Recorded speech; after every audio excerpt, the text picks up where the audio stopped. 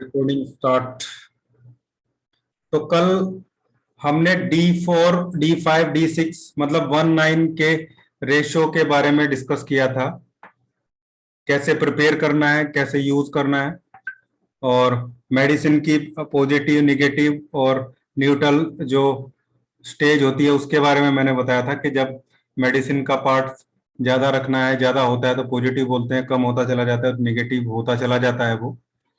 तो यहाँ ग्रुप में हमने D10 तक चीजों को मैंने ग्रुप किया हुआ है, बोर्ड पे आपको दिख रहा है। D4, D5, D6, D7, D8, D9 और D10। तो D4, D5 और D6 को एक ग्रुप में हमने रखा है, और इस ग्रुप में मेडिसिन का जो पार्ट है वो दूसरे ग्रुप D7, D8, D9 के मुकाबले कम होता है। जहां पे फर्स्ट वाले ग्रुप को भी D4, D5, D6 को भी हमने 3 जगह डिवाइड किया है। जहां पे जो D4 वाला डाइल्यूशन है 1:9 से डाइल्यूट करते हुए उसको पॉजिटिव हमने कैटेगरी में रखा है, वो पॉजिटिव डाइल्यूशन है। D5 न्यूट्रल डाइल्यूशन है और D6 जो है वो नेगेटिव डाइल्यूशन है। ठीक है, और D7, D8 और D9 फिर ऐसे ही दूसरा ग्रुप है, पॉजिटिव, न्यूट्रल और नेगेटिव, और D10 को मोर नेगेटिव डाइल्यूशन में हमने रखा है। अलग अलग कैटेगरी की डिजीज में हम इनका यूज कर सकते हैं या यूज करेंगे, वो सब डिस्कस करूंगा मैं आज ही। काफी चीजें, छोटे छोटे टॉपिक हैं 3-4, वो फिनिश कर लेंगे हम। फिर हमारा नेक्स्ट यानी कि कल वाली क्लास से मेन चीजें हम इसमें स्टार्ट हो जाएगा, जैसे डायग्नोसिस हो गया। तो आज जो मेडिसिन से रिलेटेड है इसमें डोज भी डिस्कस करूंगा मैं, हम कि किस किस एज ग्रुप में क्या डोज दे सकते हैं, कैसे मेडिसिन को एडमिट करें, मतलब एडमायर करें हम पेशेंट को, कैसे एडमिट जो है वो पेशेंट को कैसे मेडिसिन दे सकते हैं, कैसे देनी है हमें, कब रिपीट करनी है, कितने दिन में रिपीट करनी है। ये सब चीजें आज की क्लास में ही हम डिस्कस कर लेंगे, और आप लोग सब अच्छे से ध्यान रखेंगे, आगे फिर बार बार वो चीजें आपको पूछनी ना पड़े, इसलिए आप डॉक्यूमेंट भी कर सकते हैं, चीजों को लिख के रखें, ज्यादा अच्छा है। तो ये अब 147 के बारे में मैं थोड़ा सा डिस्कस करता हूं। कल भी मैं आपको बताया था थोड़ा सा कि एक पिक्चर भी मैंने शेयर करी है, रवि सर ने मुझे वो दी थी, हमारे ग्रुप में ही एक है सर, रवि शायद उनका नाम है एक्चुअली, अभी अगर मैं भूल नहीं रहा हूं तो रवि सर ही है शायद उनका नाम। तो उन्होंने वो डॉक्यूमेंट करके लिखा हुआ है, वो मैंने शेयर कर दिया। सेम डेसिमल, हाफ सेंटिसिमल और सेंटिसिमल दोनों को कैसे हम एक तरीके से डिवाइड कर रहे हैं, लेकिन फिर भी मैं उस तरीके से जैसे कल बताया था कि D3 है, और D3 से आपको 30 ml अगर 147 से बना है तो इसके रेशियो को आप मैथमेटिकली कैलकुलेट कर सकते हैं। कैलकुलेट करने के लिए या तो आप कोशिश करें कि ये जो बोतल जिसमें बनाना है आपकी ये 100 ml की बोतल रहे, और इसमें आप 47 ml डिस्टिल वाटर ले लें, और D3 से 1 ml इसमें मेडिसिन डाल दें, फिर इसको डाइल्यूट कर दें। और ये प्योर डिस्टिल वाटर में है सब कुछ, तो आपको केवल हिलाने भर की रिक्वायरमेंट है। अगर RS में है तो स्ट्रोक आपको उसमें देने की रिक्वायरमेंट पड़ेगी। तो ये फर्स्ट डाइल्यूशन बन जाएगा ऐसे। फिर ऐसे ही फर्स्ट से एक पार्ट 47 पार्ट उसका लेंगे डिस्टिल वाटर का, ऐसे सेकंड, फिर सेकंड से थर्ड, थर्ड से फोर्थ, फोर्थ से फिफ्थ, जैसे कल हमने 1:9 में किया था वैसे ही। ठीक है, तो अगर 30 ml में करना है तो 30 ml में एक्चुअली ठीक ठाक आइडिया आप लगाएंगे तो 0.65 ml, 30 ml डिस्टिल वाटर में 0.65 ml, ठीक है ना, 1 ml पूरा नहीं आएगा, 0.65 ml लगभग आएगा, लगभग 15 ड्रॉप के आसपास 30 ml डिस्टिल वाटर में डालने से 147 का रेशो इसमें 30 ml में आ जाएगा, लगभग 15 ड्रॉप डालने से, 15 से 16 ड्रॉप डालने से। और इसको शॉर्ट मेथड में लेके चलें तो भी यही चीज आ जाएगा।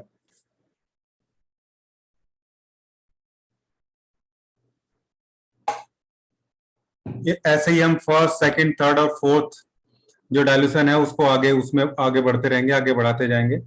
बाकी आप चाहें तो इसको ज्यादा क्वांटिटी में बना के रख सकते हैं, फिर आप 100 ml में कितना डालें, मतलब 100 का डबल में कितना डालें, या 450 ml की बड़ी जो पौंड की बोतल होती है उसमें भी आप रेशियो लगा के उसको बना सकते हैं, लेकिन रेशियो सेट होना चाहिए 147।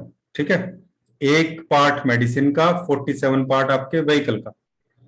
ये रेशियो सेट होके ही आपका फर्स्ट डाइल्यूशन बनेगा। फिर फर्स्ट का एक पार्ट 47 पार्ट डिस्टिल वाटर, ये सेकंड बनेगा। फिर सेकंड का एक पार्ट 147 डिस्टिल वाटर, ये थर्ड बनेगा, फिर एक पार्ट थर्ड का, 47 पार्ट डिस्टिल वाटर का, ऐसे फोर्थ बनेगा। ऐसे ही सो ऑन आप उसको आगे बढ़ाते जाएंगे, fifth, six, seventh, eight, nine और 10th तक उस चीजों को ले जाएंगे। तो ये हुआ 199 में, वैसे ही 99 पार्ट के थ्रू हो जाएगा। लेकिन मोस्टली जो जो जो प्रचलित चीजें हैं, जो यूज होने वाली चीजें हैं, वो मैक्सिमम 19 और 147 ही है। 147 को यूज में और व्यवहारिक इंडिया में एनएल सिन्हा जी ने एक्चुअली बनाया था, क्योंकि पहले तो हाफ सेंटीसीमल था 149, मैटी जी के टाइम भी वही था।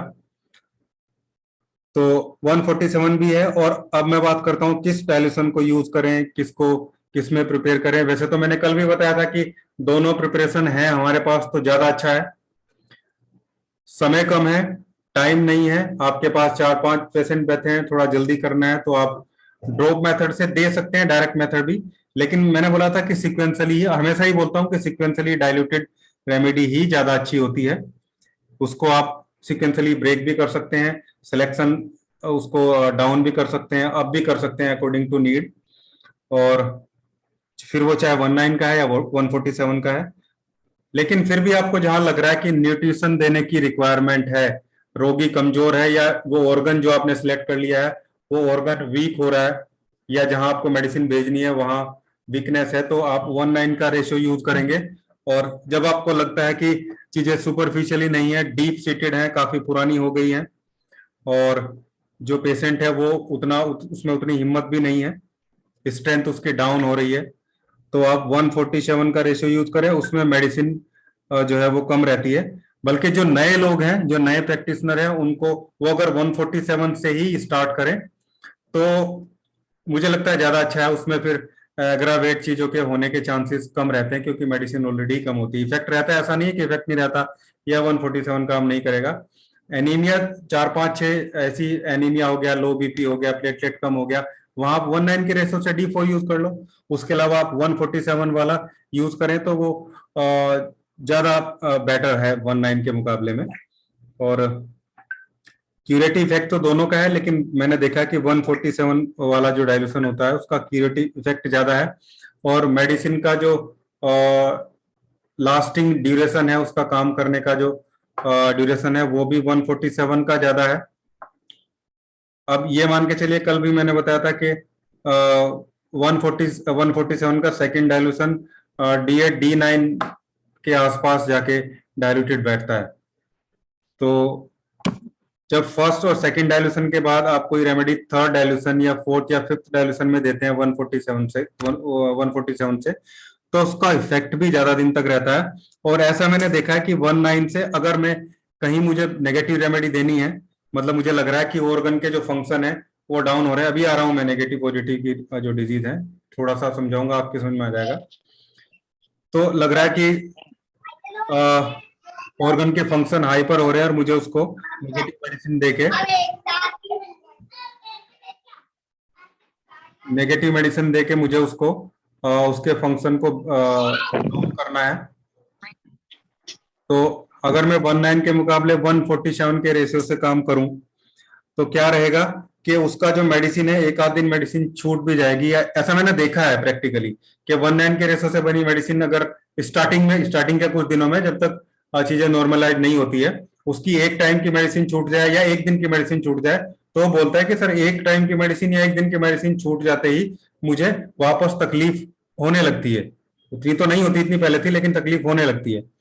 लेकिन ऐसे ही अगर 147 की मेडिसिन कुछ दिन चले, 8 दिन 10 दिन के बाद, और फिर उसकी एक टाइम की मेडिसिन या एक दिन की मेडिसिन छूट जाए, तो 1:9 की मेडिसिन के मुकाबले वापस रोग आने की जो स्पीड है वो कम 147 में होती है। मतलब वो ज्यादा ब्रॉड वे में जो है 147 का डाइल्यूशन काम करता है।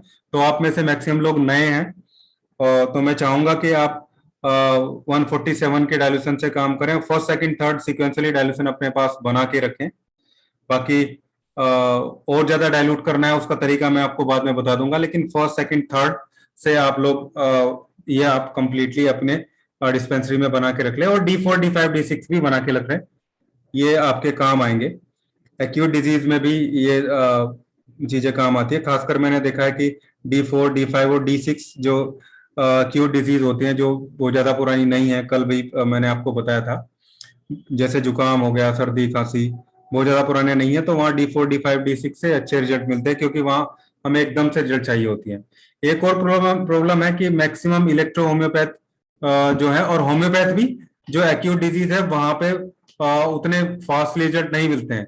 तो इलेक्ट्रो होम्योपैथ के पास सर्दी खांसी जुकाम और छोटी छोटी चीजें जैसे गैस बनना, एसिडिटी को एकदम से ठीक करना, एकदम हेडेक होने वाला कोई चीज है, या फीवर हो गया, इन सारी जो प्रॉब्लम है उसमें कहीं ना कहीं डिफिकल्टी फेस जो है वो करते हैं। तो एक्यूट फॉर्मुलेशन हम बहुत से काफी मैं आपके साथ शेयर करूंगा बाद में, जिन पे मैंने रिजल्ट लिया है, जिसमें आपको बहुत जल्दी रिजल्ट जो है वो मिल जाते हैं छोटी छोटी चीजों में, खासकर कोल्ड, कोराइजा, ठीक है ना, nasal allergy, runny nose, stuffy nose, headache, fever, onset fever एकदम से आने वाला, ठीक है ना।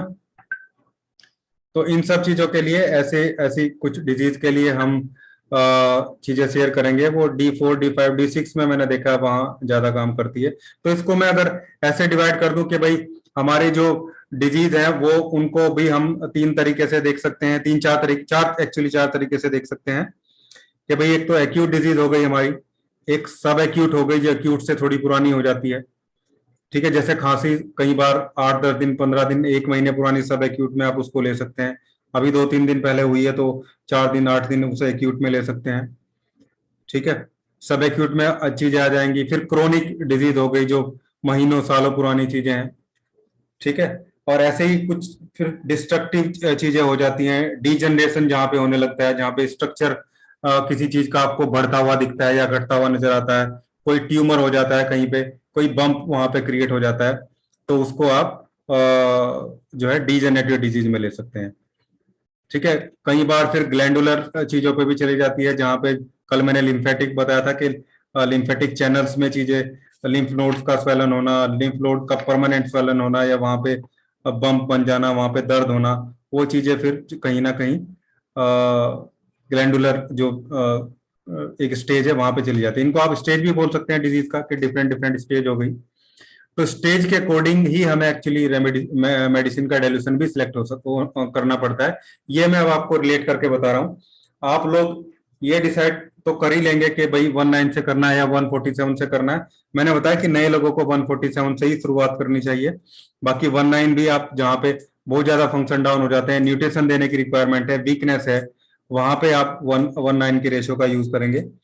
एक चीज और ध्यान रखनी है, अगर एक पेशेंट को आपको 2 दवाई देनी है, 3 दवाई देनी है, तो आपको ऐसा नहीं करना है कि भाई एक बोतल में आपने 19 का मिक्सचर बना लिया, दूसरी बोतल में 147 का मिक्सचर बना लिया, ऐसा बिल्कुल भी नहीं करना है। या तो आप उस पेशेंट को 19 की ही मेडिसिन देंगे या 147 की ही मेडिसिन देंगे।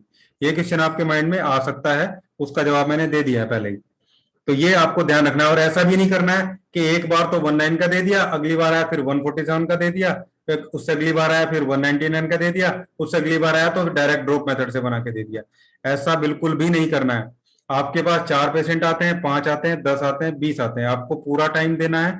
मेडिसिन बनाने में बिल्कुल जल्दबाजी नहीं करनी है, ठीक है। ये नहीं देखना है कि मेरे पास 4 पेशेंट बैठे हैं, अब मुझे जल्दी जल्दी में बना के इनको देनी है, ठीक है। आपके पास 2 ही पेशेंट आते हैं, कोई बात नहीं, आप उनको पूरा टाइम दीजिए। बल्कि ऐसा बोला जाता है कि जब आपके पास कम अपॉर्चुनिटी हो तो आपको फिर ज्यादा मेहनत की रिक्वायरमेंट होती है। एक पेशेंट जो आपके पास बैठा है, आपके टेबल के पास स्टूल पे आपने बिठाया हुआ है, आपका पूरा कंसंट्रेशन उसी की तरफ होना चाहिए उस टाइम जब तक आप उससे बात कर रहे हैं। डायग्नोस करने का तरीका मैं बताऊंगा कल आपकी वीडियो में, कल कल जो क्लास होगी हमारी, कि हम 10 मिनट 15 मिनट 20 मिनट कैसे लगा के उसको डायग्नोस करें। टेम्परामेंट भी उसी का पार्ट रहेगा। तो कल बहुत इंपॉर्टेंट क्लास जो है होने वाली है हमारी। और ओपन यूट्यूब की क्लास भी कल ही होगी हमारी। कल के बाद फिर हम उसको जब अपनी मेडिसिन S1 स्टार्ट करेंगे तो फिर हम प्राइवेट वीडियो आपको, मैं केवल आपको ही शेयर करूंगा, फिर आप बाकी लोग उसे नहीं देख पाएंगे। तो ये आपको ध्यान रखना है, 19 147 में से जैसे भी ले रहे हैं वही कंटिन्यूस चलता रहे, उसी को कंटिन्यूस देते रहे, उसी में आपको चेंज करना है। अब आपको सेलेक्ट करना है उसकी डिजीज जो है वो अक्यूट है, सब अक्यूट है, क्रोनिक है, ठीक है, या फिर वो डीजनरेटिव हो चुकी है, मतलब वहां पे कुछ डीजनरेटिव प्रोसेस स्टार्ट हो चुका है उस जगह, ठीक है। तो ये सिलेक्ट करने के बाद ही आपको डाइल्यूशन सिलेक्ट करना है। इसी के अकॉर्डिंग मैं बताता हूँ कि भाई अक्यूट और सब अक्यूट में मैं मैक्सिमम D4 D5 D6 वाली चीजें यूज करता हूँ। इसी से सारे रिजल्ट जो है मुझे आने शुरू हो जाते हैं। कुछ लोग कुछ जगह और कुछ जो है फार्मेसी वाले भी D3 से पहले भी प्रैक्टिस करने के लिए बोलते हैं कि भाई आप जो है D1 या D2 को 100 ml में 2 3 4 बूंद डाल के उसको देंगे तो वो अक्यूट में अच्छा काम करता है।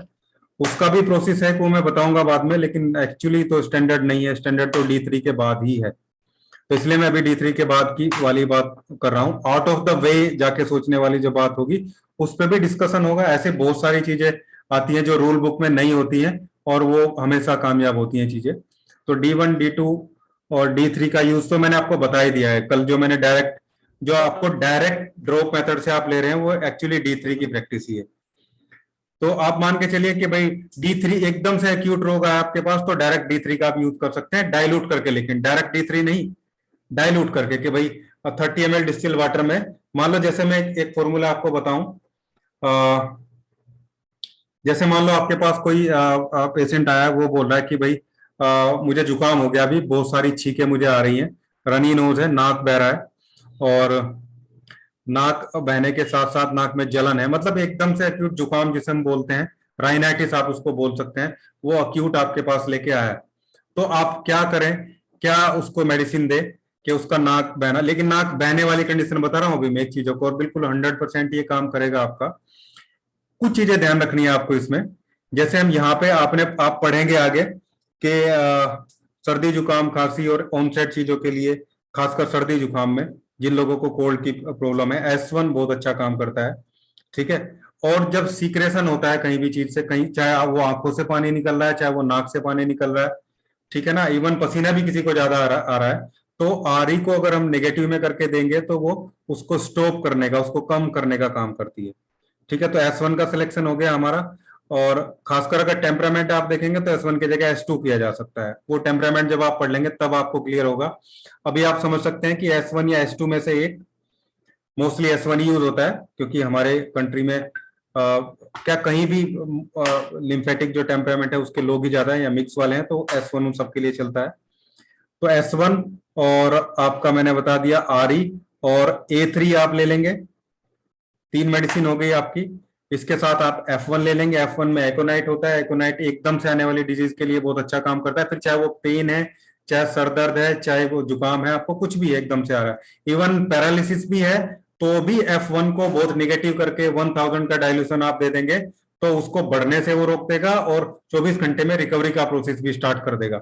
या एकदम से पैरालिसिस या एकदम से किसी भी टाइप का अटैक आपको आया है, F1 का 200 5000 1000 की आप 10 बूंद हर 5 मिनट पे, 10 मिनट पे 5-6 डोज उसको दे देंगे तो वो उसकी एकदम से बढ़ने का प्रोसेस जो है वो डाउन हो जाएगा और अच्छे हॉस्पिटल तक पहुंचने में या अच्छा इलाज मिलने में वो उसके टाइम को बढ़ा देगा। मतलब अगर 1 घंटे में उसकी तबीयत बहुत ज्यादा खराब हो जाने वाली थी तो F1 को 1000 या 500 या 200 जो भी आपके पास अवेलेबल है, हाइयर नहीं, F1 बीपी इंक्रीज नहीं करेगा जब आप नेगेटिव में देंगे। रवि सर अभी अभी वो फॉर्मूला मुझे कंप्लीट कर लेने दो। तो मैं बोल रहा हूं कि भाई S1 या S2, ठीक है, F1 बता दिया मैंने, A3 बता दिया आपको, RE बता दिया। अब आपको सिलेक्शन करना है, क्या थ्रोट का इन्वॉल्वमेंट है, क्या वो बोल रहा है पेशेंट कि उसके गले में भी दर्द है, गले में दर्द है तो C13 आप ले लीजिए। लेकिन अगर वो बोल रहा है थ्रोट का इन्वॉल्वमेंट नहीं है, एकदम अभी ताजा इन्फेक्शन है और केवल नाक से बह रहा है, तो आप उस वहां C13 ना यूज करके आप C1 का यूज कीजिए, ठीक है। अब आप देखिए कि क्या हल्की हल्की उसको कई बार जो है वो खांसी की भी प्रॉब्लम शिकायत होती है, उसको बोलता है कि गले में खराश है मेरे, हल्की हल्की खांसी सी है, ड्राई जो है वो गले में खराश और खांसी टाइप लग रहा है, तो आप P1 का सिलेक्शन भी वहां कीजिए। और ऐसा नहीं है तो P1 का सिलेक्शन मत कीजिए। ये सारी मेडिसिन को आपको नेगेटिव में यूज करना है, लेकिन मैं एक्यूट की बात कर रहा हूं, मैं सीधा D3 से यूज करने के लिए बोल रहा हूं आपको। तो 30 ml डिस्टिल वाटर में आप इन सबकी 5-5 ड्रॉप D3 से डाल दीजिए, 4-4 ड्रॉप डाल दीजिए, 4 से 5 ड्रॉप डाल दीजिए, सबकी अलग अलग, ठीक है। या आपके पास 15 ml का ड्रॉपर है तो आप उसमें 2-2 ड्रॉप डाल दीजिए सभी की। 15 ml के ड्रॉपर को डीडब्ल्यू से भर के सभी की 2-2 ड्रॉप डाल दीजिए, या 30 ml के ड्रॉपर को डीडब्ल्यू से भर के, डिस्टिल वाटर से भर के सबकी 4-4 5-5 ड्रॉप डाल दीजिए। C1 C13 में से आपको सेलेक्ट करना है। ठीक है। और आप चाहे तो 2 कॉम्बिनेशन में दे सकते हैं, मैं हमेशा 2 में ही देता हूं इसको। मैं S1 का कॉम्बिनेशन एक अलग बनाता हूं, उसको मैं खाना खाने के पहले देता हूं, और दूसरा S10 के साथ कॉम्बिनेशन बनाता हूं, क्योंकि ऐसा हमेशा एलर्जी के कारण ही होता है मैक्सिमम। और एलर्जी के लिए हमें S1 के साथ S10 को भी देना होगा। S10 बहुत अच्छी रेमेडी एलर्जी के साथ, लेकिन कब? जब उसके साथ वर्वन और वाई भी ऐड किए गए हों। S10 वर्वन और वाई किसी भी टाइप की जो रेस्पिरेटरी सिस्टम से रिलेटेड एलर्जी है उसको सही करने का काम करती है। अब वो एलर्जी अगर थ्रोट में है तो आप C13 ऐड कर दीजिए उसमें, ठीक है ना। वोकल कॉर्ड में है, मतलब यहाँ विंड पाइप तक है। अगर वो फेफड़ों में चली गई है, लंग्स में है, तो आप P1 P2 P3 में से कोई ऐड कर दीजिए। ठीक है। तो ये आपको देखना है, उस टाइम डिटेक्ट करना है कि क्या प्रॉब्लम है, लेकिन S10 वर्वन और वाई रहेगा ही रहेगा।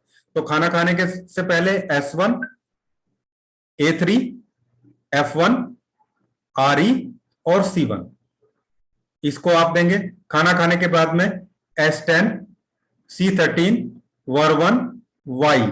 और अगर पी ग्रुप की रिक्वायरमेंट है, आपको लग रहा है खांसी जैसी कुछ चीज भी है, या प्रिकॉशनली आप चाह रहे हैं कि खांसी ना हो, ये खांसी की तरफ ना जाए, तो आप इसमें P1 ऐड कर दीजिए S10 वाले फॉर्मुलेशन में। ये भी आपको ऐसे ही करना है कि 30 ml के डिस्टिल वाटर में सभी की 5-5 ड्रॉप डाल देनी है, स्ट्रोक देके। और आप उसको पहले वाली का बोलिए कि 10 ड्रॉप खाना खाने के पहले दिन में 3 बार, और दूसरे वाली का बोलिए कि 10 ड्रॉप खाना खाने के बाद में। दोनों में डिफरेंस भी हो गया, और आपकी मेडिसिन ने, पहले वाली मेडिसिन ने सिक्रेशन को सुखाने का काम कर दिया, छींकों को रोकने का काम कर दिया है। ठीक है। दूसरे वाली मेडिसिन आपको एलर्जी को धीरे धीरे रिड्यूस, जो भी एलर्जन है उनको बाहर निकालने का काम कर देगी। और जिसको बार बार होता है, बार बार एलर्जी होती है, हर सीजन होने पे होती है, सीजनल एलर्जी है, उसको आप ये कंटिन्यूअस 3 से 4 महीने चलाइए, ठीक हो जाएगा बिल्कुल। तो इस तरीके से आप एक्यूट को D3 से डायरेक्ट मैनेज कर सकते हैं। सब एक्यूट वाली चीज है। ठीक है। तो आप ये फर्स्ट वाला ग्रुप ले लीजिए, D4 D5 D6 वाला जो ग्रुप है, इस वाले ग्रुप को ले लीजिए। इसमें आपको पॉजिटिव मेडिसिन देना है, मतलब ऑर्गन के फंक्शन आपको डाउन लग रहे हैं तो D4, कुछ आइडिया नहीं लग रहा है तो न्यूट्रल, और निगेटिव देना है तो आप D6 ले सकते हैं। वो मैं अभी क्लियर कर दे रहा हूं आपको। अब positive negative disease, positive negative मैं बार बार बोल रहा हूं, उसको मैं थोड़ा क्लियर ही कर देता हूं। आप जब डायग्नोस करेंगे, जब पेशेंट से बात करेंगे, तो आपको कहीं ना कहीं ऑर्गन का इन्वॉल्वमेंट मिलेगा। जब आप देखेंगे तो ऑर्गन का इन्वॉल्वमेंट मिलेगा। बहुत एक्यूट चीज है, उनको अगर छोड़ दें तो बाकी जगह आपको ऑर्गन का इन्वॉल्वमेंट, हालांकि एक्यूट में भी मिलेगा। जैसे मैंने आपको बताया कि नाक बह रहा है किसी का, तो नाक का मतलब सिक्रेशन ही है ना, सिक्रेशन कहीं ना कहीं से निकल रहा है, चाहे वो ग्लैंड से निकल रहा है, कहीं से भी सिक्रेट हो रहा है वो। तो अब ऐसा नहीं है कि नाक से सिक्रेशन नहीं होता है, हमारे नाक से कंटिन्यूस सिक्रेशन होता रहता है, लेकिन वो सिर्फ इतना होता है कि जो मॉइस्चर है नाक में वो बना रहे, इतना बना रहे कि बाहर से जो एलर्जन धूल के थ्रू आते हैं वो हमारे नाक में उसको चिपका के रख ले, और चिपका के वो अंदर ना जाने पे। इतना सिक्रेशन तो नाक से होता रहता है। लेकिन किसी एलर्जी के कारण, किसी इंफेक्शन के कारण जब वो हद से ज्यादा हो जाता है तो फिर वो नाक से बहने लगता है। तो यानी कि क्या फंक्शन क्या हो गया, बढ़ गया, हाइपर हो गया। ठीक है। तो आप उसको घटाना होगा, घटाने के लिए फिर आप उसको निगेटिव मेडिसिन देंगे, यानी कि D6 में यूज करेंगे। ठीक है। तो ऐसे चीजें आपको इसमें रखनी है, ऐसे चीजों को समझना है। अब मैंने बताया कि फंक्शन हाइपर आपने डिटेक्ट कर लिया कि भाई ये ऑर्गन है, या वहां से चीजें आ रही हैं, और फंक्शन जो है वो बड़े हुए हैं, या कई बार स्ट्रक्चर भी देख सकते हैं आप कि स्ट्रक्चर बड़ा हुआ है, लेकिन फंक्शन मोस्टली हम देखते हैं कि भाई किसी ऑर्गन के जो फंक्शन है वो हाइपर है, बहुत ज्यादा बड़े हुए हैं। ठीक है। तो आप निगेटिव मेडिसिन वहां पे यूज करेंगे। सिंपली आपको डिटेक्ट हो रहा है कि फंक्शन घटे हुए हैं बहुत ज्यादा, और अपनी फंक्शनैलिटी से बहुत कम, बहुत नीचे, बहुत लो स्टेज पे जो ऑर्गन काम कर रहा है, तो आपको पॉजिटिव मेडिसिन एडवायर करनी है। फिर वही आपका एक्यूट प्रॉब्लम है तो फर्स्ट वाले ग्रुप से लेंगे, D4 D5 D6। अगर यही आपने डिटेक्ट कर लिया कि भाई पॉजिटिव है, निगेटिव है, ठीक है, या फंक्शन बढ़ रहे हैं, घट रहे हैं, या क्या हो रहे हैं, और आपको समझ में नहीं आ रहा है, ठीक है, कई बार समझ में नहीं आता है। जैसे जितने भी मेटाबॉलिक डिसऑर्डर है, जी हाँ मैं थायराइड उसी का बता रहा हूँ, जितने भी मेटाबॉलिक डिसऑर्डर हो गए, जैसे थायराइड हो गया, ठीक है, जैसे डायबिटीज हो गया, इसमें एक एक ऑर्गन का इन्वॉल्वमेंट नहीं होता है। आप देखेंगे कि कुछ चीजें घट रही हैं, कुछ चीजें बढ़ रही हैं, कुछ चीजें घटी हुई हैं, कुछ चीजें बढ़ी हुई हैं। एक ग्लैंड का सिक्रेशन बढ़ रहा है, दूसरी ग्लैंड का सिक्रेशन घट रहा है। ठीक है, तो ऐसी जहां भी आप जिस चीजों को आप देखें, हाइपर थायराइड हो गया, आपको लग रहा है कि वो हाइपर है, हाइपोथायराइड हो गया, आपको लग रहा है कि वो हाइपो है, देखने से लग रहा है वैसे ही, लेकिन एक्चुअली जब उसको पढ़ेंगे, देखेंगे, समझेंगे, तब आपको समझ में आएगा कि चीजें कहाँ है। ठीक है, अगर आप केवल टीएसएच पे काम करेंगे, थायराइड स्टिमुलेटिंग हार्मोन, तो आपको समझ में आ जाएगा कि भाई हाइपो में बढ़ रहा है, दूसरे में घट रहा है। लेकिन कई बार चीज ऐसी भी देखने को मिलती है कि प्रिंसिपली वो चीज घटनी चाहिए लेकिन वो बढ़ रही है। और दूसरी चीज, क्योंकि थायराइड में केवल टीएसएच ही नहीं, T3 T4 जो थायराइड हार्मोन होते हैं उनका भी रोल होता है, पिट्यूटरी ग्लैंड का रोल है, ठीक है, थायराइड ग्लैंड का रोल है, हाइपोथैलेमस का भी रोल है। तो सब चीजों को जब आप कनेक्ट करेंगे तब आपको चीजें होगी। एक वीडियो मैंने डाल रखा है यूट्यूब पे बना के हार्मोन का, उससे आप देखेंगे तो आपको समझ में आएगा कि थायराइड में सिलेक्शन कैसे करना है। मैक्सिमम केस में मैं डी फाइव से करता हूँ। कई बार नेगेटिव भी, अगर टीएसएच का लेवल ज्यादा बढ़ा हुआ है, टीएसएच का लेवल ज्यादा बढ़ा हुआ है हाइपो में जिसकी मैं बात कर रहा हूँ, तो तब मुझे, मैं एक्चुअली टीएसएच के हिसाब से देखता हूँ, तो फिर मैं उसको कई बार डी6 से भी यूज करता हूँ। लेकिन मैक्सिमम जितने भी मेटाबॉलिक डिसऑर्डर हैं उनको हम डी5 को ज्यादा अच्छे तरीके से बैलेंस कर सकते हैं, क्योंकि डी5 मतलब न्यूट्रल जब आप देंगे तो वो हाइपर फंक्शन को नीचे लाने की कोशिश करेगा, हाइपो फंक्शन को ऊपर लाने की कोशिश करेगा। कहीं ना कहीं वो जो होम्योस्टेटिस वाली कंडीशन है ब्लड और लिम्फ की, उसको एक बैलेंस स्टेज में लेके आता है। लेकिन जब आपको क्लियरली हो गया कि भाई ये पर्टिकुलर ऑर्गन इन्वॉल्व है, और हाँ डी5 वाले में कई बार ऐसा भी होता है कि आपको लग रहा है कि तीन ऑर्गन इन्वॉल्व हैं, एक ऑर्गन के फंक्शन डाउन हो रहे हैं, दूसरे ऑर्गन के फंक्शन बढ़े हुए हैं, तो आप क्या करेंगे? ऐसा करना बिल्कुल भी ठीक नहीं है कि भाई एक को निगेटिव कर दिया आपने और एक को पॉजिटिव कर दिया, खासकर ऑर्गन वाली कंडीशन में। स्किन वाली में तो कई बार ऐसा करते हैं, हमने देखा है, कई बार करना भी पड़ता है। तो वहां पे जो न्यूट्रल डाइल्यूशन है वो ज्यादा अच्छे से काम करता है। यानी कि जब सीधी सी बात है कि जब क्लियर ना हो कि मैं नेगेटिव दूं या पॉजिटिव दूं, मुझे लग रहा है कि लीवर के लिए मुझे पॉजिटिव देने की रिक्वायरमेंट है और किडनी के लिए नेगेटिव देने की रिक्वायरमेंट है। अब पूरी पोटली बांध के तो मेडिसिन नहीं दे सकते आप, कितनी बोतल देंगे? 2 या 3, 4 4 5 5 लोग देते हैं, लेकिन वो सही नहीं है। 3 तक सही है, 3 तक पेशेंट मैनेज कर लेता है। आप ज्यादा दोगे तो वो ईमानदारी से ले ही नहीं पाएगा, फिर रिजल्ट नहीं आएंगे। तो कोशिश करनी है 2 या 3 बोतल में चीजों को कवर अप कर लें। जैसे मैं करता हूं, मैं 1 बोतल खाना खाने के पहले देता हूं, 1 बोतल खाना खाने के बाद में देता हूं, मैक्सिमम ऐसा रहता है। कई बार 3 देनी होती है तो वो 3 की बात अलग है। तो फिर आप कैसे करेंगे? फिर कोशिश करते हैं, मैं भी ऐसे ही करता हूँ, सीनियर लोगों से मैंने भी ऐसा ही सीखा कि तब आप डी5 का मतलब न्यूट्रल डाइल्यूशन का यूज करें। फिर आप चाहे किसी भी कैटेगरी में फॉल कर रहे हैं, चाहे आप फर्स्ट वाली कैटेगरी में कर रहे हैं, एक्यूट सब एक्यूट वाली में, चाहे आप D7 D8 D9 ये क्रोनिक वाली जो स्टेज होती है, फिर चाहे आप इसमें फॉल कर रहे हैं, क्रोनिक डिजीज है तो D7 D8 D9 से आप यूज कर सकते हैं। और फिर आपको लग रहा है कि चीजें डीजेनरेटिव हो गई हैं, कहीं ना कहीं डीजेनरेटिव इफेक्ट है, पाइल्स में भी ऐसा होता है, फीसर में भी ऐसा होता है, फिस्टुला में भी ऐसा होता है, ठीक है, और बहुत सारी डिजीज हैं ऐसी, ठीक है, ग्लैंड का स्वेलिंग होना में भी वैसा ही है, कैंसर भी उसी तरफ आ जाता है।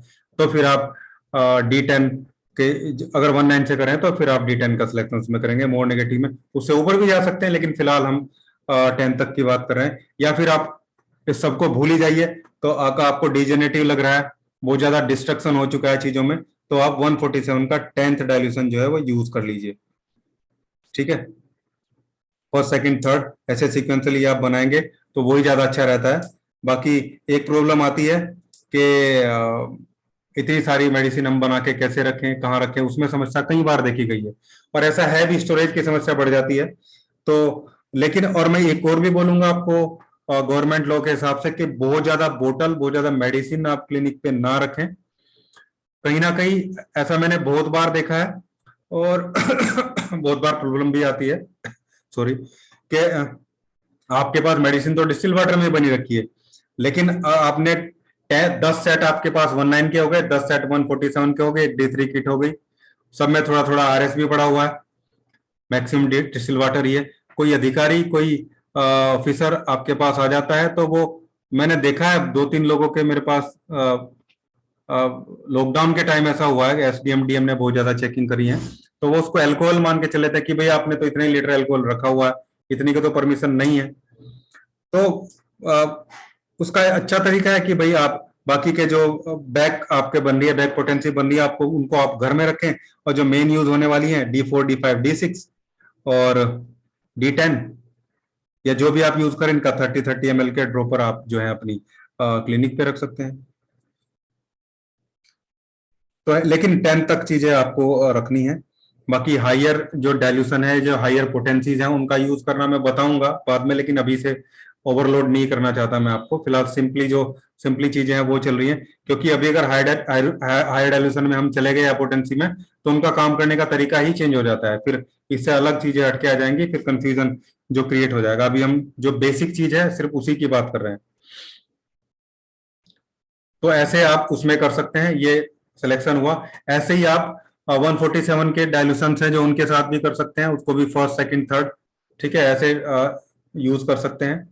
फर्स्ट सेकंड थर्ड को आप हालांकि एक्यूट में मैंने देखा 147 का बहुत अच्छा रिजल्ट नहीं है एक्यूट डिजीज में, फर्स्ट डायल्यूशन का भी नहीं है, सेकंड थर्ड का भी नहीं है। तो उसके लिए आप 19 का ही यूज करें, या डायरेक्ट D3 से, जैसे मैंने ड्रॉप मेथड कल बताया था, उसका आप यूज कर लें। और मिक्सचर को कैसे बनाएंगे वो भी मैं जो है क्लास में आगे, जब जैसे जैसे प्रैक्टिस ऑफ मेडिसिन स्टार्ट होगी वैसे चीजें क्लियर होती चली जाएंगी। तो इस तरीके से आप जो है सिलेक्शन कर सकते हैं। हाइपर हाइपो देखना है आपको, डायग्नोस करना है। डायग्नोस करना कल मैं एक बार और आपको अलग से टॉपिक बताऊंगा कि कैसे हम डायग्नोस करें चीजों को, और उसमें 3-4 चीजें इन्वॉल्व होगी, मैं आपको बता देता हूँ पहले ही आज ही। सबसे पहला इन्वॉल्वमेंट उसमें होगा कि भाई आपको वो सिम्टम देगा, सिम्टम के अकॉर्डिंग आप सेलेक्ट करेंगे कि भाई किस ऑर्गन का उसमें इन्वॉल्वमेंट है। सबसे पहले तो यही होगा। उसके बाद फिर आप उसकी बातों से और दूसरे तरीके से उसका टेम्परामेंट देख सकते हैं कि 3 टेम्परामेंट में से कौन सा टेम्परामेंट है, क्या कॉन्स्टिट्यूशनल रेमेडी देने की रिक्वायरमेंट है, या जो हम कॉम्बिनेशन सेलेक्ट करेंगे उसमें उसकी कॉन्स्टिट्यूशनल रेमेडी हो। कॉन्स्टिट्यूशन मतलब जो उसके टेम्परामेंट को, उसकी प्रकृति को जो सूट करती हो, ठीक है। तो ये है, और कई बार पल्स डायग्नोस को भी हम उसमें ले सकते हैं, या आप बॉडी के टेक्सचर से भी एनालिसिस कर सकते हैं। बहुत सारी चीजें हैं डायग्नोस करने की, लेकिन जो बेसिक प्रिंसिपल है हमारा इलेक्ट्रोहोम्योपैथी का 2-3 चीजों से, वो मैं कल आपको उसमें क्लियर करूंगा। और टंग डायग्नोसिस, जीभ के थ्रू भी थोड़ा थोड़ा डायग्नोस करना मैं आपको बताऊंगा, लेकिन वो लेटर ऑन क्लास में उसमें रहेगा। आंखों से या जीभ से हम कैसे आइडेंटिफाई करें कि भाई ऑर्गन का इन्वॉल्वमेंट कैसे है। आंखों से भी आप टॉर्च मार के देख सकते हैं, वहां पे डिस्कलरेशन से आइडिया लगा सकते हैं कि भाई किस टाइप की प्रॉब्लम है, वो एक क्लास में अलग से रखूंगा। तो डायग्नोस एक्चुअली प्रॉपर होना चाहिए, इसलिए ये सारी चीजें हमें थोड़ी थोड़ी पता होनी चाहिए।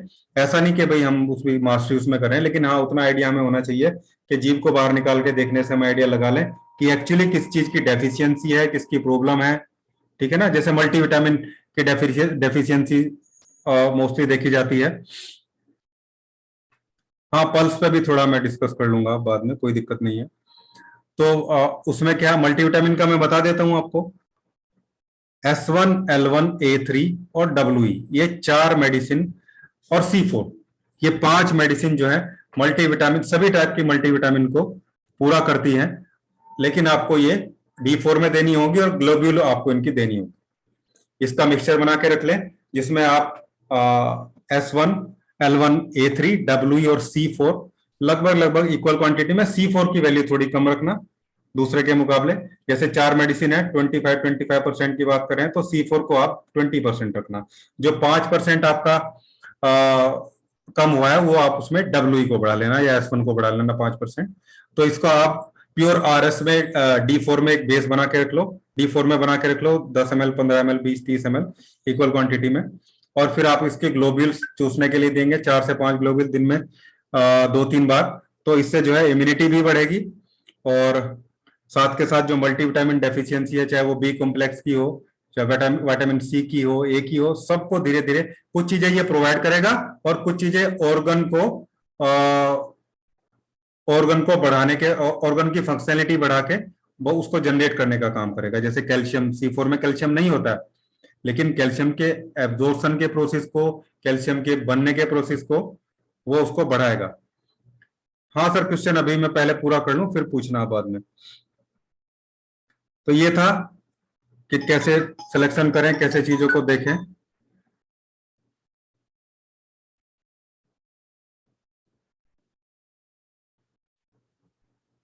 एक मिनट, एक फोन आ रहा है क्लास से रिलेटेड ही। हेलो।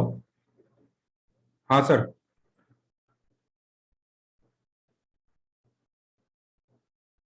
सर ग्रुप में आपको मैंने ऐड कर दिया, उसमें भेज रखा है मैंने, 9 बजे भेज दिया था।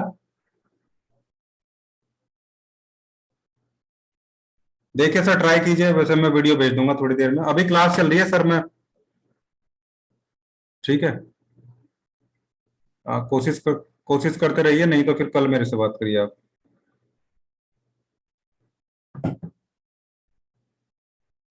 तो इस तरीके से आप छोटी छोटी कंसिडरेशन जो मैंने बताई है उसको धीरे धीरे प्रैक्टिस में लाएंगे। वीडियो को 1-2 बार सुनेंगे तो आपको चीजें समझ में आ जाएंगी। ठीक है। अक्यूट, सब एक्यूट, क्रोनिक का भी हल्का सा मैंने आपको डिस्क्रिप्शन दिया है, जब देखेंगे तो आप सुनेंगे वीडियो को 1-2 बार तो आपको क्लियर होगा कौन सा लेसन सेलेक्ट करना है, ये भी उसमें आ जाएंगी चीजें। हेलो अर्जुन। नहीं चल रही।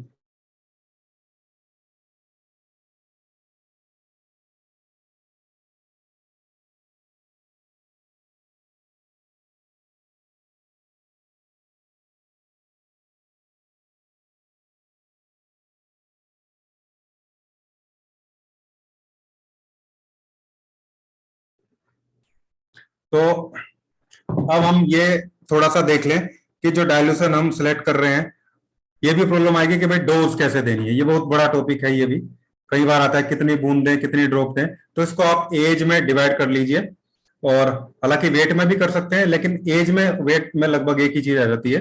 1 से 5 साल तक के बच्चे को आ, आप 2 ड्रॉप से लेके और 5 ड्रॉप तक दे सकते हैं। बच्चा थोड़ा वीक है, बहुत हेल्दी नहीं है, 2 साल का है, 1 साल का है, 2 साल का है, 3 साल का है। 3 साल तक आप केवल 2 ड्रॉप दीजिए उसको, दिन में 3 बार दे सकते हैं। थोड़े से पानी में दीजिए। छोटे बच्चे को डायरेक्ट जीप पे आपको दवाई नहीं देनी है, टंग पे नहीं देनी है। थोड़े से पानी में 2 ड्रॉप डाल के दीजिए। 3 साल, 4 साल, मतलब 4 साल या 5 साल का है तो आप उसको 4 ड्रॉप भी दे सकते हैं, 3 ड्रॉप भी दे सकते हैं, 5 ड्रॉप भी दे सकते हैं। बच्चा हेल्दी है, अच्छा वेट मेंटेन कर रखा है, तो आप उसको 5 ड्रॉप दिन में 3 बार दे सकते हैं, कोई दिक्कत नहीं उससे होगी। और फिर 5 से लेके 10 साल 12 साल का बच्चा है तो आप उसको 5 से 10 ड्रॉप के बीच में दे दीजिए। बात आपको वही वेट के हिसाब से रखनी है, एज के हिसाब से रखनी है। जैसे 5-6 साल का बच्चा है, 7 साल का बच्चा है, तो आप उसको 5 ड्रॉप, 6 ड्रॉप, 5 ड्रॉप तक देते रहिए।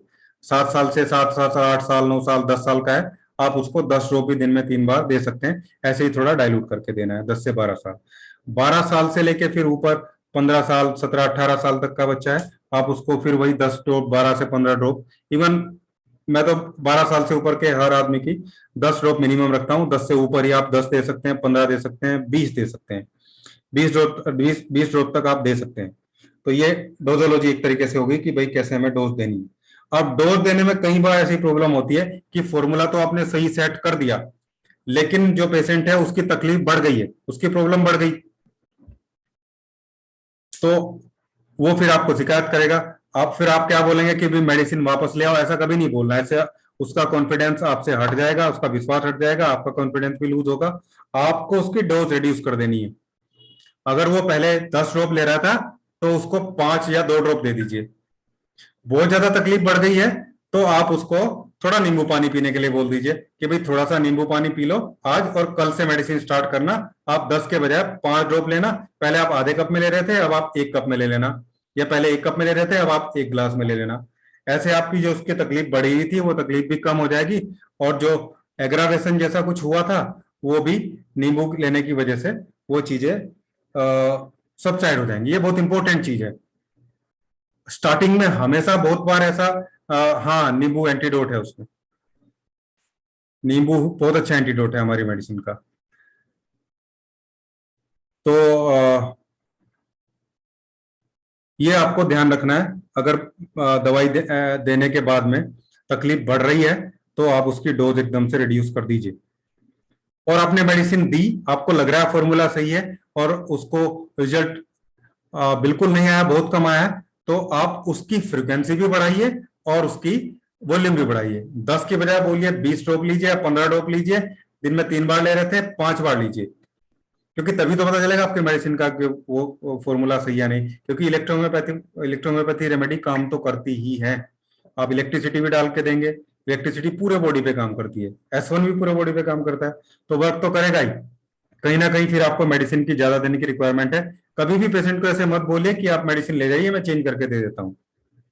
बहुत ज्यादा तकलीफ हो रही है, आपको ऐसा लग रहा है, तो आप कर सकते हैं। लेकिन फिर भी बहुत ज्यादा तकलीफ नहीं है, नॉर्मल सी चीज है, तो आप उसकी डोज में फोन पे ही, आपको उसको फोन में बताया या जैसे भी बताया आप उसको करके दे दीजिए। या फिर आपके पास वो आ ही गया है तो आप उन्हीं मेडिसिन के साथ उसकी डोज कम कर दीजिए। आपको लगता है कि अलग से बोतल देने की जरूरत है तो आप अलग से एक बोतल दे दीजिए। लेकिन कहीं भी उसको खासकर स्टार्टिंग में जब प्रैक्टिस करते हैं तो ऐसा होता है, ऐसी चीजें। लेकिन उससे आपकी थोड़ी डी फेम जो है वो हो जाएगी। और हाँ, ईएच की मेडिसिन में खट्टी चीजें देने से बचना चाहिए एक्चुअली। सिट्रिक एसिड की उपस्थिति में जो वैल्यू है वो एंजाइम्स की जो काम करने का तरीका है, एंजाइम के करीब हम मान के चलते हैं अपनी रेमेडी को, वो कम हो जाता है। और हालांकि ये भी फिट बैठता है कि वाकई नींबू एंटीडोट के तरीके से काम करता है। वैसे तो S1 भी मैक्सिमम जो रेमेडी है, हमारी दूसरी रेमेडी का S1 से मैक्सिमम एग्रावेशन होता है, या इलेक्ट्रिसिटी से, खासकर WE से, सॉरी RE से, ये चीजें ज्यादा गड़बड़ करती हैं। तो इसमें हम कर सकते हैं, S1 को S2 से एंटीडोट किया जा सकता है और RE को WE से किया जा सकता है, लेकिन नींबू से सब हो जाएंगे। तो अगर नींबू से हमारी मेडिसिन का इफेक्ट कम हो रहा है या न्यूट्रलाइज हो रही है तो वाकई हमारी मेडिसिन लगभग लगभग एंजाइम ही है। तो खैर ये था, ये हमारा डोज था। और इसको हमें जो है वो दिन में 2 बार 3 बार 4 बार अकॉर्डिंग टू कंडीशन सेट करना है। और सेट करने के बाद में चीजें जो है आपके जो है वो सही होनी स्टार्ट हो जाएंगी।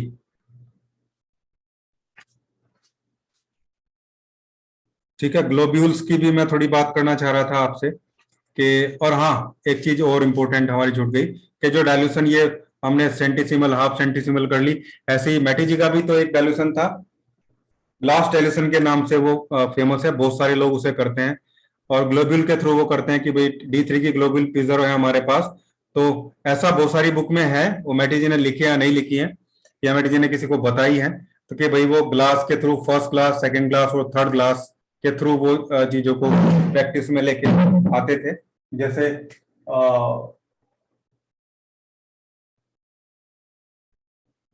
ये 3 ग्लास हो गए, और उनकी जो क्वांटिटी थी उनके अकॉर्डिंग या आज के अकॉर्डिंग हम देखें तो लगभग 180 ml 180 ml के आसपास ये बैठता है हमारा डिस्टिल वाटर, या जो भी कुछ आप व्हीकल ले रहे हैं तो डिस्टिल वाटर की बात करते हैं हम। यहां से ये फर्स्ट क्लास था, ये सेकंड ग्लास था, ये थर्ड ग्लास था। 180 ml डिस्टिल वाटर में यहां लगभग 2 ग्लोब्यूल्स को डिजोल्व कराते थे। फिर इस वाले से 5 ml इसमें हम डाल दें, इस वाले से 5 ml इसमें डाल दें, ये सेकंड ग्लास हो गया, ये थर्ड ग्लास हो गया। हालांकि मैंने देखा है कि ये सबसे इफेक्टिव तरीका है खासकर क्रोनिक डिजीज में। लेकिन प्रॉब्लम ये है कि हमारे जो क्लिनिक है वो उस तरीके से मैनेज नहीं है, हमारे पास उतना स्टाफ भी नहीं होता है, उतना टाइम भी नहीं होता है। और दूसरा, इतनी सारी चीजें थोड़ा ऑकवर्ड, पेशेंट को भी थोड़ा ऑकवर्ड लगता है जब हम उसको बोलते हैं कि ये मैं आपको, मान लो आपको S1 देना है और आपको किसी की भूख बढ़ानी है, भूख नहीं लग रही है, तो आप उसको बोल दो कि भाई एक ग्लास में S1 के 2 ग्लोबुल डाल के घोल लेना और खाना खाते रहोगे, उसके साथ उसको पीते रहना। आप भी इसको ट्राई करना, भूख बढ़ जाएगी इससे। S1 बहुत बहुत अच्छा एपेटाइजर है। ठीक है, वीकनेस हो, किसी को चक्कर आते हो, तो खाने के साथ आप S1 दीजिए, खाने के बाद S10 दे दीजिए, आधे घंटे बाद केवल ग्लोब्यूल, ऐसे ही 2 4 5 ग्लोब्यूल पानी में घोल के, और आप देखेंगे कि कितना अच्छा काम करेगा। बल्कि S10 और WE दो ऐसी रेमेडी इलेक्ट्रोहोम्योपैथी में है जो कभी किसी को कोई नुकसान नहीं पहुंचाती है। कैसे भी दे दीजिए आप, कोई थका आ रहा है, बहुत सारा काम करके आया है और बहुत सारी प्रॉब्लम हो रही है। कैसे भी आया उसके पानी के ग्लास में D4 की 1 ड्रॉप 2 ड्रॉप WE के डाल के दे दो और फिर देखिए 10 मिनट बाद एनर्जी आ जाएगी उसमें। मैं तो जो मेरे दिन में कई बार ग्लूकोज या ग्लूकोन डी वगैरह में लेता हूँ तो WE की 1 ड्रॉप 2 ड्रॉप उसमें डाल लेता हूँ, कोई दिक्कत नहीं होती हमारी मेडिसिन से। मैं तो चाय में भी मेडिसिन देने के लिए बोल देता हूँ, जिसको दिक्कत है चाय में डाल लो, सब्जी में डाल लो, कैसे भी डाल लो मेडिसिन। जब कई बार जो शराबी होते हैं, जो लोग उनको देना होता है S1, वो उनको दवाई देंगे तो दिक्कत हो जाएगी, तो उनको बोल दो आप कि चाय, छाछ, मट्ठा, लस्सी, दूध जो भी लेते हैं उसमें दे दो, उसको पता नहीं चलना है अगर तो, नहीं तो नहीं लेगा वो। तो मेडिसिन काम करेगी, लेकिन कोशिश करनी है कि पानी में ही चली जाए तो ज्यादा अच्छा है। तो फर्स्ट क्लास, सेकंड क्लास, आप इसको पॉजिटिव, न्यूट्रल और निगेटिव उस तरीके से देंगे, बहुत अच्छा काम करते हैं ये। लेकिन बात वही कि इतनी रिवेलेंट नहीं है। आपने किसी पेशेंट को बोला कि ये 5 ग्लोबुल आपको एक ग्लास में डालनी है, फिर उसकी 1 चम्मच भर के दूसरे ग्लास में डालनी है, फिर उसकी 1 चम्मच भर के तीसरे ग्लास में डालनी है, फिर आपको तीसरा ग्लास पीना है रोज। तो जब आप उसको बताएंगे वो तभी सोच लेगा कि यार कल इस डॉक्टर के पास नहीं आऊंगा मैं, इसने तो इतना सारा काम बता दिया और पता नहीं कैसे मेडिसिन दे रहा है, ये काम करेगी या नहीं करेगी। लेकिन मैंने देखा है, खुद पे भी इस्तेमाल किया है, फैमिली में भी इस्तेमाल किया है। जो फिक्स पेशेंट है मेरे, यानी कि जिनको, हाँ आप एक काम कर सकते हैं कि कुछ लोगों को आपने 1 वीक 2 वीक में आराम दे दिया है, अब आपको लग रहा है तो ग्लास मेथड पे आप उसके जा सकते हैं। और इसका इफेक्ट भी परमानेंट होता है, मतलब काफी दिन तक चीजें वापस नहीं आती हैं। ये मैटी जी वाला जो मेथड है, मैटी मेथड ही मैं तो इसको बोलता हूँ। मैटी डायल्यूशन भी आप इसको बोल सकते हैं, ग्लास डायल्यूशन भी आप इसको बोल सकते हैं, और बहुत इंपॉर्टेंट चीज है ये भी। तो ये था ऐसे ही, जैसे अब जैसे किसी को किसी पेस्ट ने काट लिया, मतलब जमीन में रेंगने वाले जो चीज होती है, जैसे बिच्छू हो गया, ठीक है ना, और बहुत सारे कीड़े हो गए, पैर में काट लिया किसी के, जो जमीन में रेंगने वाली चीजें हैं। वैसे तो मैंने वास्प, मतलब जो ततैया वगैरह होते हैं, मधुमक्खी, उन पे भी ट्राई किया है, लेकिन फिर भी रेंगने वाले कीड़ों पे आप देखेंगे इवन सांप भी उसी में आ जाता है। तो S1 का जो पहले एक, जो फर्स्ट ग्लास की मैं बात कर रहा हूँ, कि S1 की 5 7 10 ग्लोबिन आप एक ग्लास में घोल दीजिए और उस पेशेंट को हर 10 5 मिनट पे 1 1 चम्मच पिलाते रहिए, तो उसमें बहुत ज्यादा आराम उसको आ जाएगा। S1 जो है किसी भी टाइप के जहर को बाहर फेंकने की प्रवृत्ति रखता है, एक्सपेल कर देता है उसको सीधा, उल्टी होते हुए भी वो देखा है मैंने। कई बार तो ऐसा हुआ है स्टार्टिंग में, जब स्टार्टिंग में मैं प्रैक्टिस करता था, कई बार डर भी लगता था मुझे कि कोई खांसी वाला पेशेंट आया मेरे पास, मैंने देखा टेम्परामेंट सब कुछ देख लिया कि भाई S1 इसको देना है। अब S1 दिया तो 5 मिनट के लिए खांसी बहुत बढ़ गई उसकी, और वो डर गया, लेकिन उसका सारा कफ बाहर निकल गया, वो 5 मिनट में ही खांसी आके या उल्टी होके निकल गया, और फिर उसको बहुत राहत पड़ी। तो चीजें ऐसी हो सकती हैं सब, क्योंकि मेडिसिन का जो इफेक्ट है वो तो रहेगा ही। तो फर्स्ट क्लास बहुत इफेक्टिव है, खासकर जहर की चीजों को बाहर निकालने के लिए। और शराब पीने वालों के लिए थर्ड क्लास बहुत इफेक्टिव है, सेकंड क्लास भी इफेक्टिव है, और फर्स्ट क्लास का एक और बहुत अच्छा इफेक्ट है, या फिर डायरेक्ट लोब्यूल का भी कोई जो है वो, खासकर S1 की मैं बात कर रहा हूँ अभी इसके लिए, कि कोई ड्रंक किया हुआ है, बहुत ज्यादा ड्रंक किया हुआ है, और उसकी हालत खराब है, बोल नहीं पा रहा, चल नहीं पा रहा, थोड़ा S1 दे दीजिए उसको फर्स्ट क्लास या 2 4 ग्लोब्यूल, तो आप देखेंगे कि सही हो जाएगा। या फिर अगले दिन हैंगओवर बहुत ज्यादा हो रहा है, सर दर्द है, बहुत परेशान है, अब वो पछता रहा है क्यों इतनी पी ली मैंने। नहीं, मेरी तरफ से तो आवाज जा रही है, आवाज आ रही है सब लोगों को? हाँ सर, ठीक है आवाज। ये आ रही है। रिंगम सर आप अपनी साइड देखिए, जी। मेरी आवाज तो जा रही है। तो आप S1 दे दीजिए उसको, फर्स्ट क्लास ही दे दीजिए, एक ग्लास में 4 5 गोली घोल के ले लेगा वो। ये नक्सोमिका का इफेक्ट है, नक्सोमिका भी बहुत हैंगओवर को उतारने की नंबर 1 रेमेडी है, वही हमारे S1 में पड़ी हुई है। 5, बल्कि और ज्यादा इफेक्टिव हो जाती है, क्योंकि चमोमिला भी है उसमें, और एक रेमेडी और है नेस्टोटिलम ऑफिशियली से, शायद वो भी बहुत अच्छा काम करती है नशा उतारने के लिए। तो ये 3, इसमें 9 रेमेडी है S1 में। नहीं, मैं S1 की बात कर रहा हूँ गुरुजी, कार्बोवेट नहीं है S1 में। सर अगर हाई प्रेशर है तो, हैं जी? अगर हाई बीपी है तो? हाँ, तो क्या दिक्कत है? आपने कितना डाइल्यूट कर दिया, देखो, 2 ग्लोबुली तो डाले एक ग्लास में। नहीं सर, ये जो विटामिन जो बोला आपने, मल्टीविटामिन। मल्टीविटामिन? हाँ, उसमें तो S1 पॉजिटिव से है। नहीं नहीं, आप L2 बनाइए, उसका S1 की वैल्यू कम रहेगी। और जब आप D4 में आपने प्रिजर्व किया ना ग्लोबिल को, हाँ हाँ।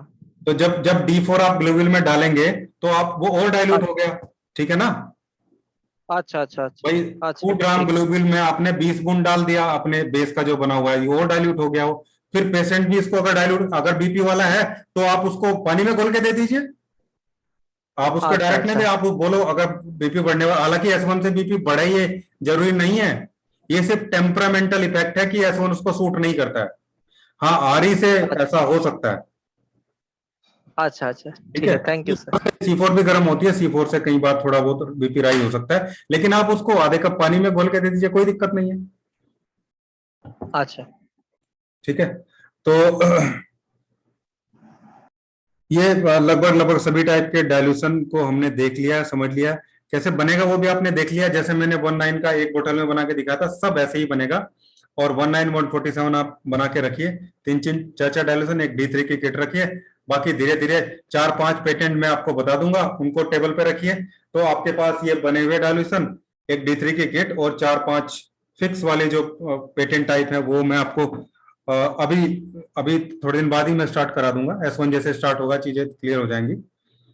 और अभी भी जो फॉर्मुलेशन मैं आपको बता रहा हूँ, कल भी मैंने 1 2 बताया था, आज भी 1 2 बताया, आप इनको यूज करिए डे फर्स्ट से ही, आपको रिजल्ट मिलेंगे। जैसे कोल्ड का राइनाइटिस का मैंने आपको बताया, कई लोगों को मैंने बताया, वैसे भी व्हाट्सएप पे भी बताया।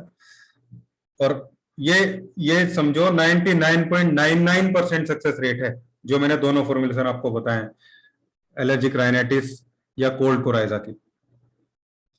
बस मेडिसिन आपकी सही होनी चाहिए, ठीक है ना। D3 बहुत अच्छी तरीके से बनी होनी चाहिए। फिर आप फॉर्मूले पे ब्लेम नहीं कर सकते हैं, क्योंकि फॉर्मूले पे ब्लेम इसलिए नहीं कर सकते हैं कि सैकड़ों पेशेंट पे तो मैंने ट्राई कर लिया है, मेरे ग्रुप के बहुत सारे लोग हैं, ठीक है। और मेरे पास में जो टाउन में मैंने बताया था जो होम्योपैथी प्रोफेशनल है, उनको भी मैं बना के देता हूँ। सर बोर्ड पे इतना मैटर कैसे लिखा जा सकता है? बोर्ड पे क्या लिखना है, फॉर्मूला? ओके ओके ओके, मैं लिख देता हूं।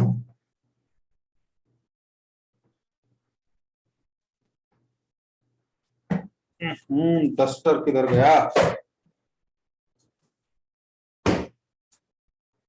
चलिए कोई नहीं, मैं हाथ से कर देता हूँ, ये वाला ये तो नजर आएगा आपको। S1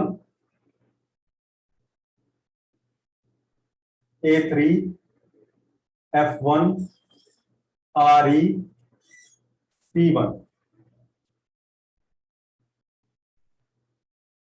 D6, या फिर मैंने आपको बताया 5 ड्रॉप, 30 ml में 5 ड्रॉप।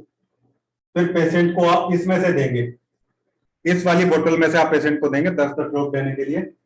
ये बताया मैंने खाना खाने से पहले, बिफोर मील।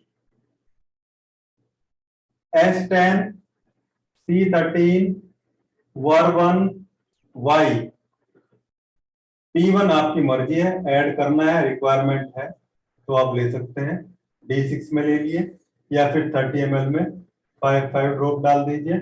और ये पेशेंट को देना है 10 ड्रॉप आफ्टर मील, खाना खाने के बाद,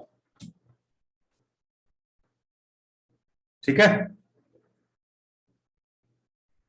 तो 2 बोतल नहीं देनी है तो 1 बोतल दे दीजिए आप, कोई दिक्कत नहीं, पहली वाली से कंट्रोल हो जाएगा। लेकिन वो एलर्जी है, पुरानी है, बहुत दिन से है, तो सेकंड वाला आपको देना ही होगा, उसके बिना वो काम नहीं करेगा, ये आपको ध्यान रखना है, ठीक है। सर फर्स्ट वाले में आरी के बाद C1 है। हाँ, आरी के बाद C1 है। सर ये किसका फॉर्मूला है? ये कोल्ड कोराइजा, एलर्जिक राइनाइटिस।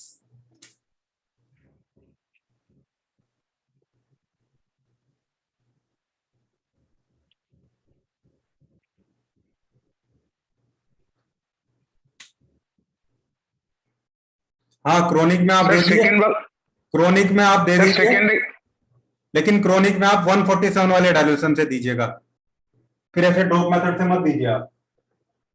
किसी को क्रोनिक राइनाइटिस है, साल 2 साल से है, तो 1 आप इसका बेस बना लो, सबको मिक्स करके इक्वल क्वांटिटी में, फिर उसका फर्स्ट बनाइए 10 ml फर्स्ट डाइल्यूशन से आप सेकंड बनाइए, सेकंड से थर्ड बनाइए। वर्क ये भी करेगा, ऐसा नहीं है कि वर्क नहीं करेगा। किसी को एलर्जिक राइनाइटिस पुराना है, साल 2 साल 3 साल से है, ये एकदम आराम देगा उसको, पहली बार की आपकी मेडिसिन से ही उसको आराम आ जाएगा। लेकिन क्योंकि आपको क्योर करना है, आपको एलोपैथी मेडिसिन की तरह नहीं करना है कि जब तक लेते रहेंगे तब तक ठीक रहेगा, जैसे छोड़ देंगे फिर वैसा ही हो जाएगा। आपको क्योर करना है, पुराना राइनाइटिस है तो आप इसको 147 वाले डाइल्यूशन से दीजिए, या ग्लोबिल बना के थर्ड ग्लास दे दीजिए। ग्लास वाले से देना है, ग्लोबिल बना के दे दो उसको, और थर्ड ग्लास उसको लेने के लिए बोलिए, अगर वो ग्लास वाली चीजों को उसको रिवेलेंट लगती है तो।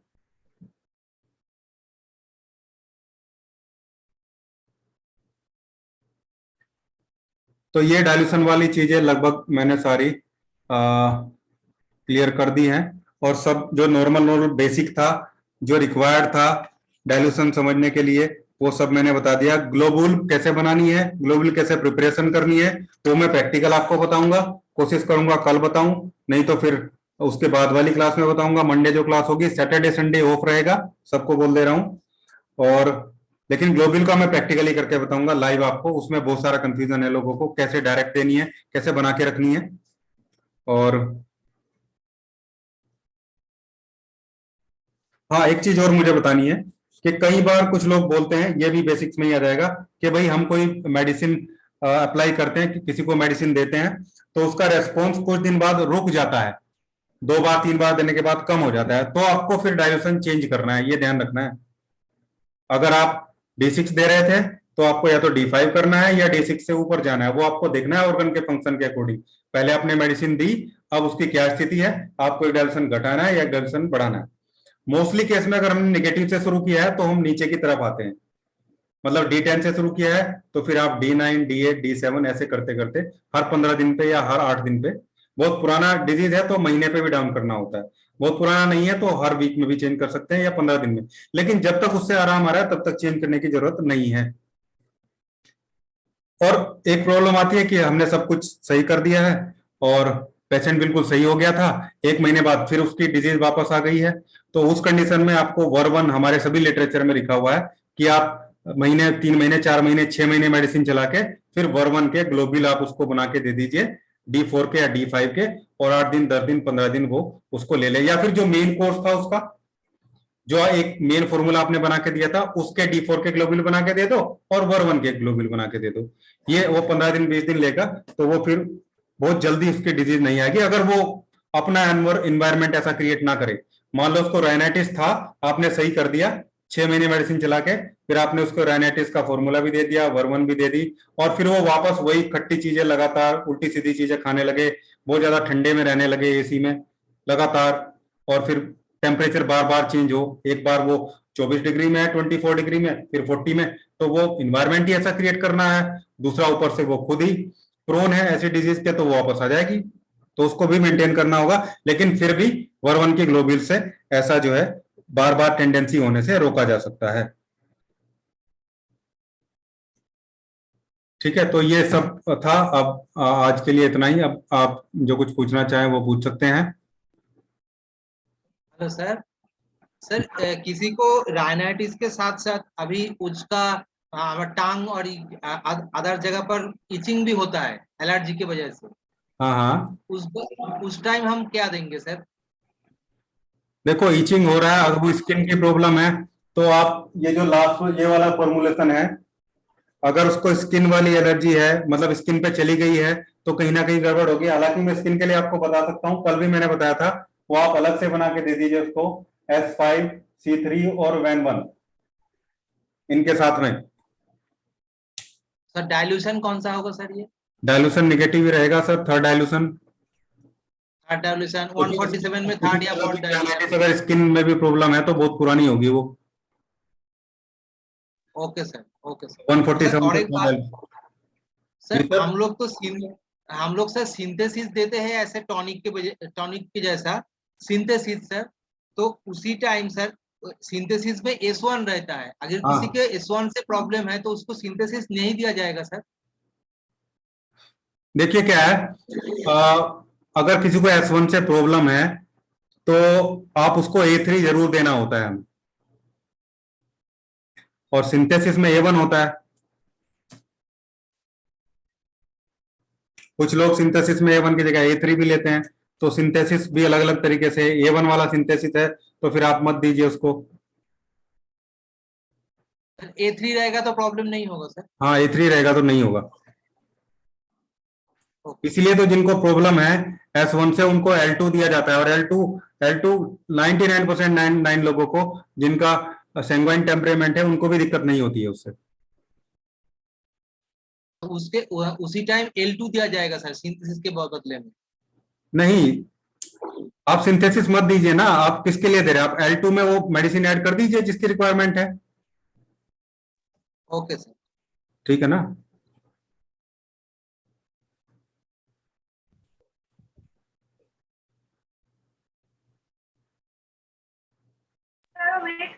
Hello sir. हाँ जी। हाँ सर, मैंने आपको व्हाट्सएप में एक मेरे वाइफ के लिए एक प्रोटोकॉल भेजा था सर, थोड़ा देख लीजिएगा। हाँ ठीक है सर, कब भेजा सर आपने? सर, अभी क्लास होने के 10 मिनट पहले ही सर। ठीक है सर, मैं देख लूंगा अभी फ्री सर होगा। जीबी, हाँ हाँ सर, जीबी स्टोन है और फैटी लिवर है सर। ठीक है सर, ठीक है। Okay okay sir, okay.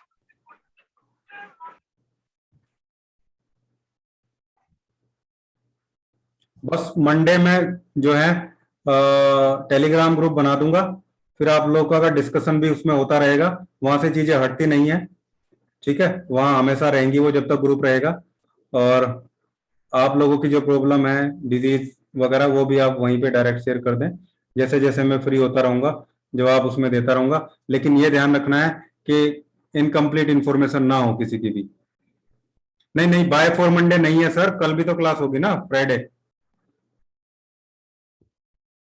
Sir जी सर। सर ये जो आपने सर जो ये S10 भार1 Y C13 P1 का जो डाइल्यूशन बनाने के लिए बोला ना सर, ये एक बेस बना लेना, ये बेस कौन सा इसमें होगा? D3 में होगा या D4? D3 बेस हर टाइम D3 में ही होगा सर? D3 में बना के रखते हैं, क्योंकि मान लो किसी को D4 देना है तो D3 से D4 बन सकता है ना उसका बेस का।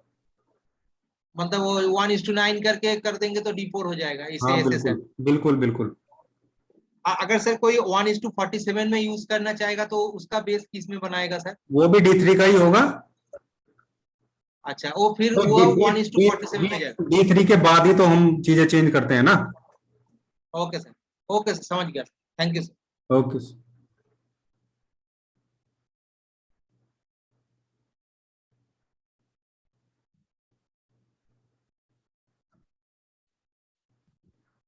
और सर कोई प्रॉब्लम?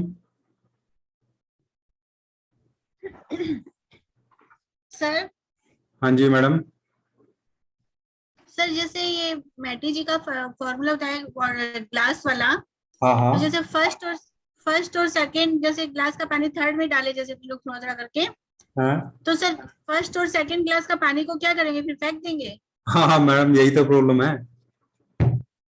अ, इसलिए तो मैं बोला हूँ कि उतना रिवेलेंट नहीं है वो ना आज के टाइम में। हाँ सर, फिर फेंकना पड़ेगा अब ना, आप ये इसीलिए वो देखो मतलब। कि मैक्सिमम होम्योपैथ जो है वो ग्लोब्यूल्स में मेडिसिन देते हैं। मेरे पास जो लोग आते हैं मैक्सिमम ये बोलते हैं, सर हम फैक्ट्री में काम करते हैं और हमें लिक्विड लेने में दिक्कत होती है। हाँ सर। तो अगर आप उनको ग्लास थेरेपी बोल देंगे तो फिर तो वो कहाँ मेडिसिन लेगा आपसे। सर नहीं लेना चाहेंगे तो सर अपने ग्लोबल्स में वैसे डायरेक्ट दे सकते हैं इनको, हाँ हाँ, ये वो मेडिसिन बताऊंगा, को? मैं बताऊंगा आपको बिल्कुल, ग्लोबल में डायरेक्ट भी कैसे दिया जा सकता है।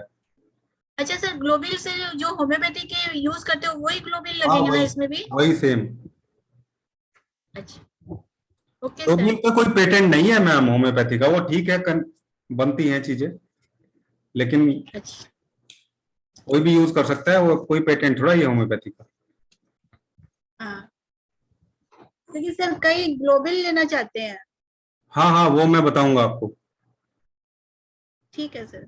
मेन क्लास जब जैसे जैसे स्टार्ट होगी सारी चीजें साथ के साथ चलती जाएंगी, हम कुछ भी, खासकर बेसिक चीज तो कुछ नहीं छोड़ेंगे। ठीक है ना? जी सर। क्योंकि सीखने को तो हमने सीख लिया बहुत दूर तक, हमने सेल पढ़ लिया, टिश्यू लेवल बहुत लेवल तक पढ़ लिया, और अगर हमें मेडिसिन प्रिपेयर करना नहीं आता है तो फिर फायदा क्या है? सर कोई फायदा ही नहीं हुआ। हाँ,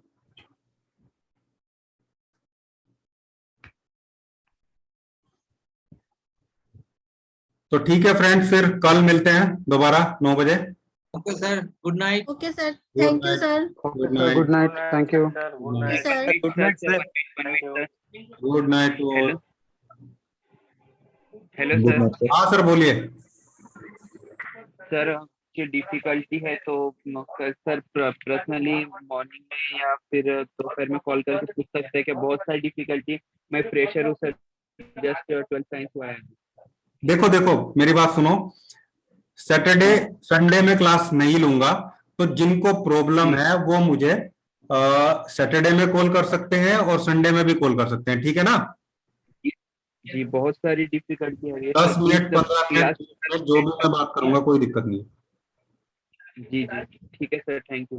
हाँ, okay sir, good night. Okay, good night. और हेजिटेशन नहीं रखनी है किसी को भी, जो प्रॉब्लम है पूछिए। सर ये जैसा अभी वो D4 D5 D6 ये तो आउट ऑफ माइंड ही जा रहा है, क्वांटिटी नहीं समझ रही, और मीन्स डाइल्यूशन वगैरह तो बहुत सारा पूछना है सर, तो मैं सैटरडे को हाँ, कॉल कोई नहीं, करूँगा। आप सैटरडे फोन कर लेना, मुझे कोई दिक्कत नहीं। ठीक है सर, धन्यवाद। Okay, good night. Okay, good night, good night. Thank you sir, good night.